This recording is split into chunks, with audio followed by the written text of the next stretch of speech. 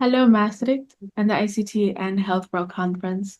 My name is Keisha, and I'm a digital health consultant with the Ministry of Health and Wellness in Jamaica. This year's conference has shown us that Jamaica is in very good company. We have tried to leverage the hard-earned lessons from other regions and have been learning and implementing. And we wanted to share about the beginnings of our digital health transformation journey and hope that you can learn from it as well. Problems in healthcare are universal. Not enough staff, remote and difficult terrain, overcrowding, funding challenges. This year, the conference has taught me that we're more the same than we are different, and that we can collaborate to find solutions for some of these challenges. In the interest of full disclosure, this is a recording of the lecture I gave in January as we had some technical difficulties. Jamaica often evokes images of our white beaches, some of our track stars, and of course, Bob Marley. We're going to talk about Jamaica's ambitious digital health transformation plans. And to do that, I'm also going to teach you a little bit of Patois, which is a language that is spoken by most Jamaicans. It is a mixture of the people who make up our multicultural heritage. It is about 90% English, but it also contains Arawak words, West African words from the Twi, Igbo, Yoruba, and Kikongo, as well as Spanish, French, Portuguese, Irish, Scottish, and even some Hindi and German. Little but Talawa means small but strong, and some will say that we're actually strong-willed. And I think that embodies our digital health transformation journey. So in this presentation, I am going to give you a bit of an orientation to Jamaica's healthcare system, talk about some of the areas of priority for us, as well as the challenges that we're facing, our vision for the future, and some things that we think that Europe can learn from our journey. So Jamaica's public health system is managed by the Ministry of Health and Wellness, who is responsible for areas such as policy development and regulation. To facilitate our digital transformation, we've had to ensure that the legislation was updated. The Data Protection Act, which is actually based on the GDPR, came into effect at the end of 2024. And we've also been working on specific policy initiatives to facilitate our digital transformation and interoperability. The Ministry of Health and Wellness is also tasked with public health promotion, ensuring that we have a healthy population and workforce. It's primarily funded by taxes, and we also have significant contributions from international funding. In the public system, healthcare is free at the point of care.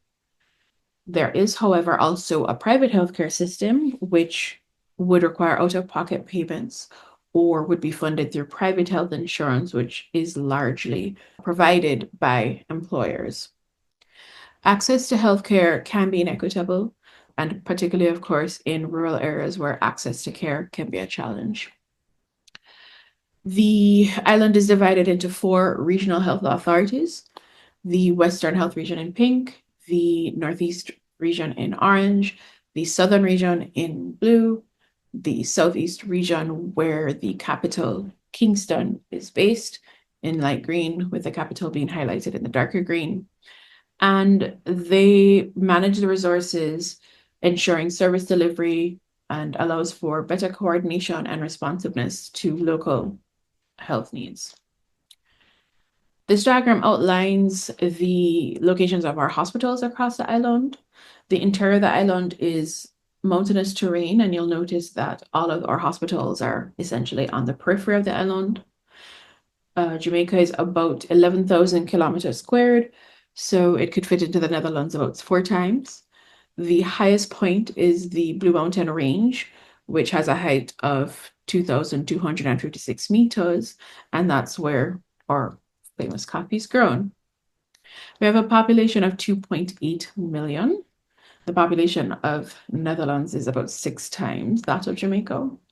And our healthcare infrastructure includes 24 hospitals and 320 primary care facilities, which are tiered across primary, secondary, and tertiary care. Public hospitals often face challenges such as long wait times, limited availability of specialized services, and outdated equipment. And some of our challenges, of course, include insufficient funding, understaffing, and overburdened facilities.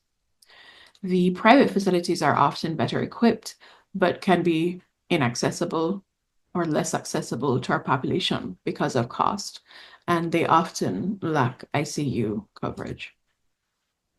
So we have our patients traversing both the public and private sector, particularly for diagnostic services, and it is often difficult to see a fulsome view of the care that a patient has acquired over these disjointed points of care.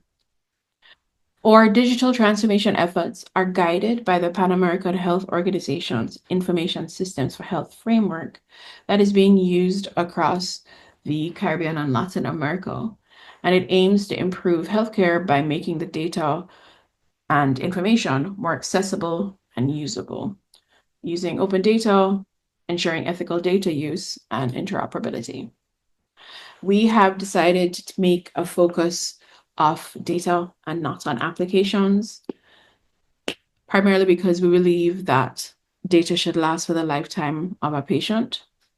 And we also want to be able to not just have this data to take care of our patients, but also for secondary use to help us make better decisions, to guide public health management, to do research, and to improve processes.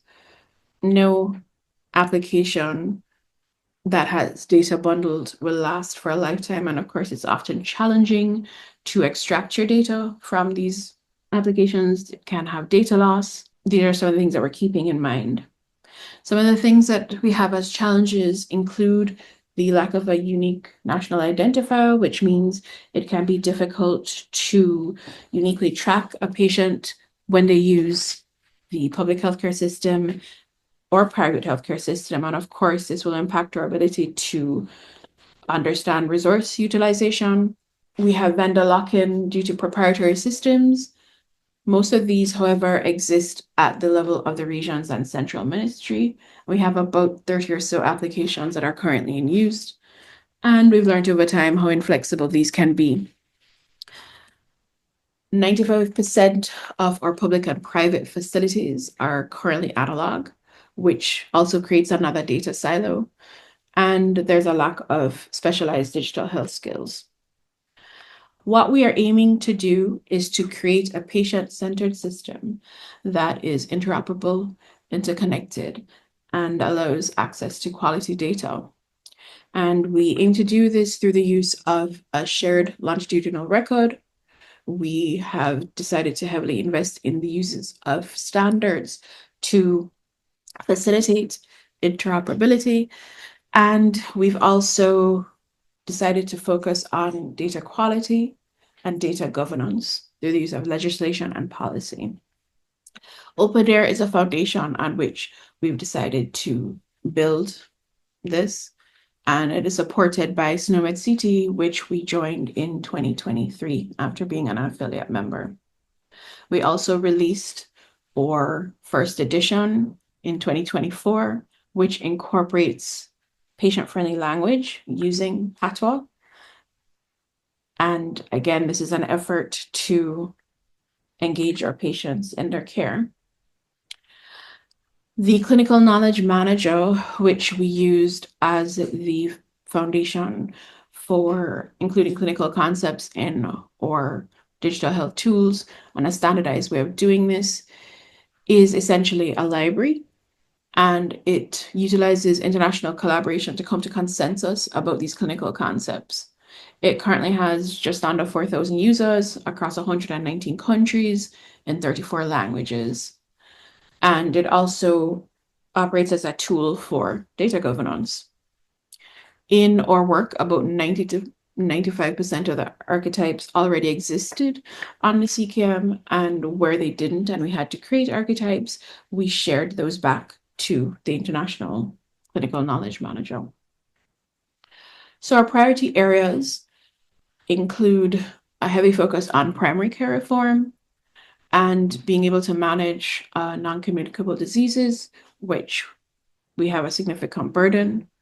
Also, the importance of infectious disease surveillance, which we've always had a strong record of, and COVID-19 highlighted the importance of, and a reinforcement of our strong childhood immunization record, which, like most countries, is suffering from the effects of misinformation. Mental health is also an area of particular importance for us. And the areas that have the arrows are areas that we've started to do clinical modeling for and incorporate these clinical models into our digital health systems. So our vision is of a system that is able to incorporate both the public and private health system. But in addition to that, we also want to be able to share health data with Caribbean and Latin America. We belong to CARICOM, which is a Caribbean community, which has similarities to the European Union in terms of the free movement of goods, services, people, employment.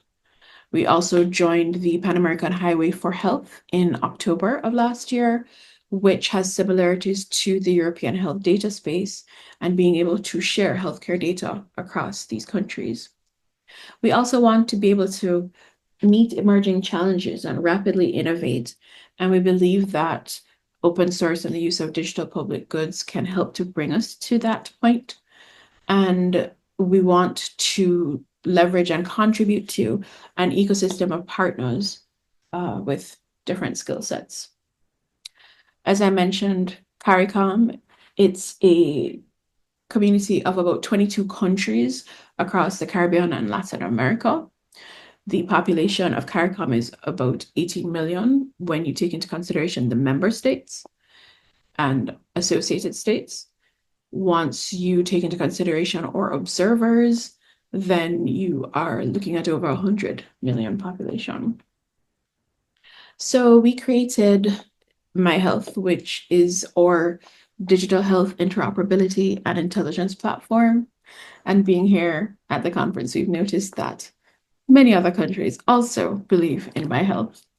And this is a platform that will allow both providers and patients to have access to accurate and up-to-date healthcare data to facilitate the treatment and management of their care.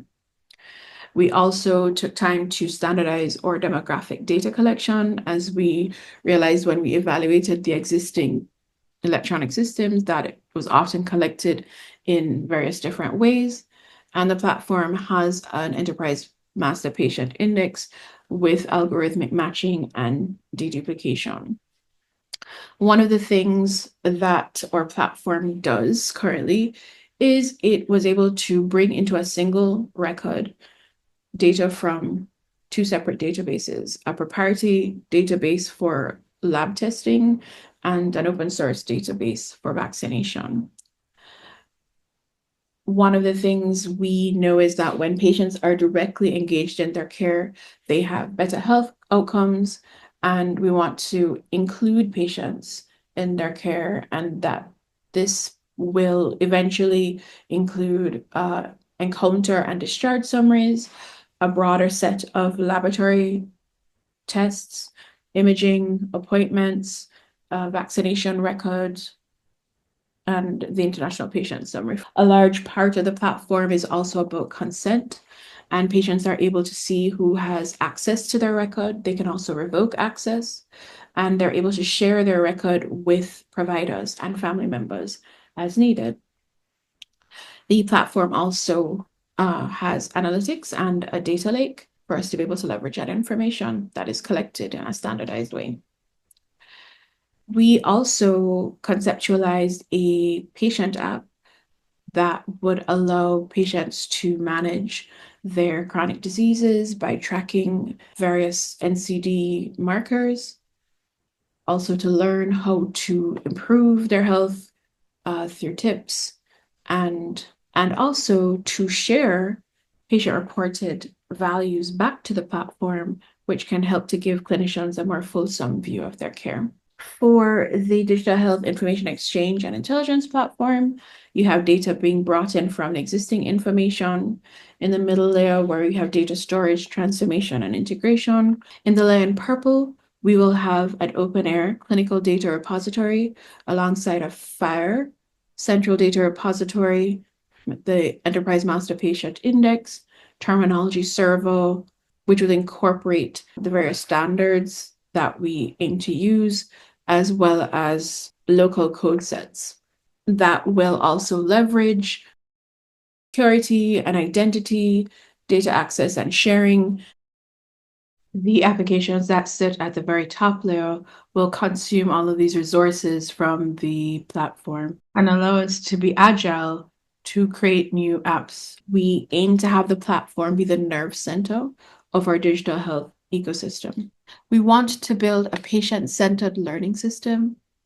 AI is very much a part of the conversation at the moment, but without good, high-quality structured data, which OpenAir can provide, you can't have good and useful AI. Our aim ultimately is one patient, one record, one story. So some lessons that we believe can be had from our experience include the importance of patient-centered care and patient-centered systems. We think that we're achieving that through the use of the longitudinal record, patient consent, engaging patients through the use of the mobile app and the patient portal, leveraging international cooperation, evidenced in the clinical knowledge manager. There is no need to reinvent the wheel. Standardization as a tool for interoperability. And we think that there's some lessons that the European health data space could take from that.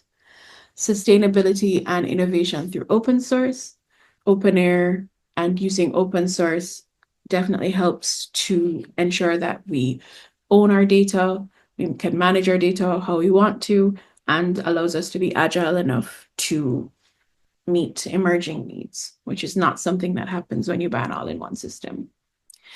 We also are using the platform to bridge legacy and modern systems using ETL and open platforms. Some of our strategic partners include the Inter-American Development Bank, the Pan American Health Organization and World Health Organization, Global Fund, the Pan American Highway for Health, and RACCEL, which is a Latin American network for electronic health and informatics. We want to thank our OpenAir international partners. Our platform is built on Vita Group's Airbase. They also have a sandbox, which you can utilize. So be sure to check that out. BetterCare also has a sandbox, which we've utilized from time to time. And be sure to take advantage of the other partners and the offerings that they have. MedBlocks is known for their educational resources and their MedBlocks UI, which open sources and makes accessible to a wider audience the use of OpenAir and open platforms. If you want to talk some more about the work that we're doing, don't hesitate to reach out to us on LinkedIn. Thank you so much for your time.